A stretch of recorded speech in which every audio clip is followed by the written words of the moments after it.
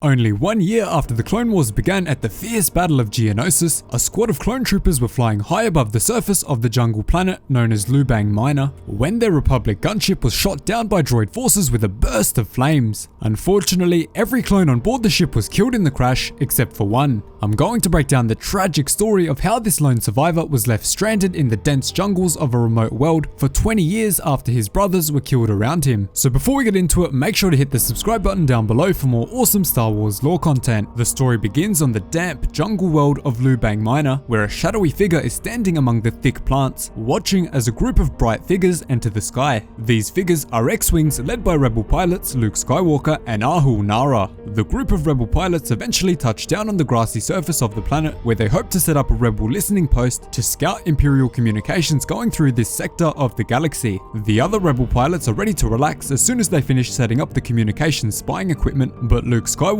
on the other hand is eager to explore the vast jungles of the planet and get some practice with his father's lightsaber. Wedge Antilles and Zev Seneska are concerned for his safety, but Luke knows that the Force is with him, and if the worst comes to worst, he will always have his lightsaber with him, ready to defend from any threat. As Luke is traversing through the thick vines of the soggy jungle, he comes across a group of rocky gravestones. Luke wonders, if this planet is uninhabited, who are they? Or who were they? Luke quickly continues to survey the area surrounding the gravestones, where he comes across a rusty, badly damaged Republic gunship from all the way back in the Clone Wars. Luke quickly pokes his head inside the horribly overgrown gunship, but finds nothing and nobody inside. Knowing that this discovery could put the Rebel Alliance listening station in severe danger, Luke rushes through the thick roots of the jungle, pushing away anything in his way. He finally arrives back to the Rebel outpost, where he falls to his knees because he had been running so fast. Luke frantically reports to Commander Narra that while he was walking in the jungle, he found a gravesite and a wrecked ship, which he thinks might be from the Clone Wars. Before he can finish his sentence, however, a barrage of green energy bolts fill the area as a squadron of Imperial TIE fighters arrive at the Rebel outpost. The barrage of enemy fire continues as Narra orders Luke to get aboard his ship in hopes of taking the TIE fighters out before they can do any more damage. Unfortunately, however, a large Imperial Sentinel-class landing craft arrives on the jungle world, preparing to deploy a massive horde of stormtroopers. As the Imperial landing craft touches down on the grassy surface, the stormtroopers begin their march towards the Rebel outpost. Luckily, Zev Seneska and Wedge Antilles are able to make it to their X-Wings, but the relentless advance of the stormtroopers continues as all Rebel forces are forced to fall back and retreat into the dense jungle. As the Rebels frantically retreat from the flurry of blaster fire from the stormtroopers, the shadowy figure from earlier ominously watches on from behind the foliage. While the intense fighting continues, the shadowy figure rushes to the crashed Republic gunship, where he opens a storage compartment inside and takes out a set of standard issue Phase 1 clone armor from many years prior. He also arms himself with a standard DC-15A blaster, which he is oddly familiar with. While this is going on, many Rebel officers are killed by the increasingly harsh advance from the Imperials. The leading Imperial officer demands that his men send out speeders to cut off the retreating rebels, but he and his men are absolutely stunned when they see a man walk towards them in Phase 1 clone trooper armor. At this point, we learn that the shadowy figure from earlier is actually an original clone of Jango Fett from the early days of the Clone Wars, with the designation number BL-1707, nicknamed Abel. Because he believes that the stormtroopers are actually his clone brothers and that the Clone Wars are still ongoing, he rushes towards them, standing up straight and reporting for duty. You can imagine just how much pain and how many memories are flowing through this stranded clone's mind after losing his entire squad of clone brothers and then discovering that there may still be hope.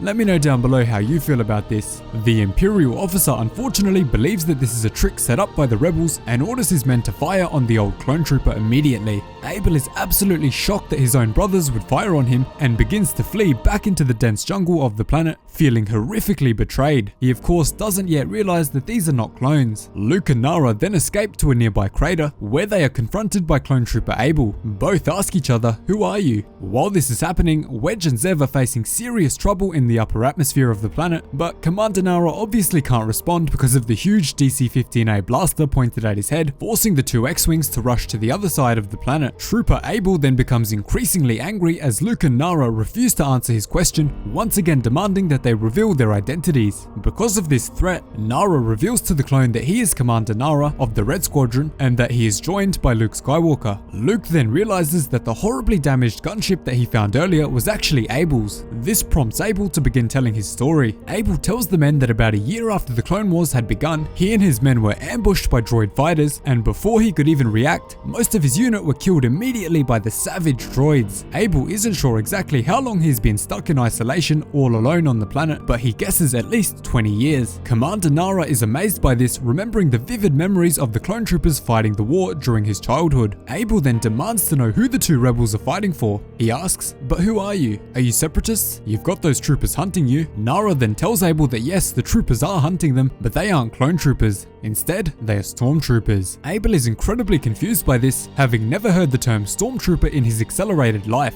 Narra explains that they are tools of the Empire, which is the government that now controls most of the galaxy. Narra then tells Abel that the separatists are long gone, and that he is part of the Rebel Alliance. Abel of course struggles to understand this because of how radically different it is to the Clone Wars. The lone clone trooper then asks, "Are you saying we won the war?" and wonders where this mighty empire could have come from. Narra then goes on to tell Abel of every major event that happened in the galaxy after he was stranded all alone, including Order 66, the fight between Master Yoda and Sidious, General Grievous's death, the Death Star, all the way through to where they are now. Narra then tells Abel that he and the rebels are finally doing something to correct the massive injustice done by Emperor Palpatine to the galaxy. Abel is deeply upset and saddened that the Jedi generals he once served alongside are gone, but Narra quickly nudges Luke, telling him to show Abel that he is a Jedi too. Luke proudly displays his bright blue lightsaber, telling Abel that he was trained by the one and only Ben Kenobi, or Obi-Wan as he was known during the Clone Wars. Narra also lies and tells Abel that Luke is a general in the Rebel Alliance, which of course he isn't at this point. Abel then awesomely takes his helmet off in respect for the Jedi, telling Luke, "I am yours to command, General." As this is happening, the Imperial commander has captured a rebel officer and is demanding to know the location of the rebel fleet. This is a pretty clear reference to when Tarkin asked Leia for the location of the rebel base in A New Hope, with his hand on her face in the exact same way. The rebel refuses to give away the location of the rebel fleet and is brutally shot right through the chest with a red blaster bolt, killing him on the spot. Following that, another stormtrooper brings a group of rebel prisoners towards the commander, but he makes a suggestion which causes the Imperial commander to become incredibly suspicious. The commander forcefully demands that the trooper take his helmet off and asks who his last commanding officer was. The stormtrooper complies, ripping his helmet off in an instant, blasting the Imperial commander through the chest with his blaster. Of course, this is Abel under the helmet. In the commander's final moments, Abel tells him that he served under Jedi General Shak Ti. A massive skirmish then breaks out between the remaining stormtroopers and the rebel officers, with Abel bravely firing his blaster from the front lines. Abel defends the rebels as they make their escape. A large jolt of pain then shocks Abel as he is hit just below the shoulder with a red blaster bolt, but he manages to continue defending the rebels, allowing them to make it into the transport. Abel then loses his weapon and is standing face to face with death as a group of stormtroopers prepare to execute him, but he is fortunately saved from a flurry of fire from Luke's X-Wing. In a last-ditch effort to save his life from the stormtroopers coming after him, Abel grabs onto Luke's X-Wing before being quickly dropped into the rebel transport ship. And to end the story, Abel is brought back to the rebel fleet, where he is greeted once again by Luke and Leia, this time all cleaned up and as a new man. Abel quickly realizes that Luke isn't actually a general in the Rebel Alliance, but he doesn't care as he is still a Jedi, which means everything to Abel. Finally, Abel agrees to join the Rebel Alliance to fight for the freedom of the galaxy. So that is the story of the clone trooper who was tragically stranded on a remote jungle world for 20 years after his whole squad of brothers was killed. Thanks so much for watching, really hope you enjoyed the video. Cheers guys, hope to see you in the next one.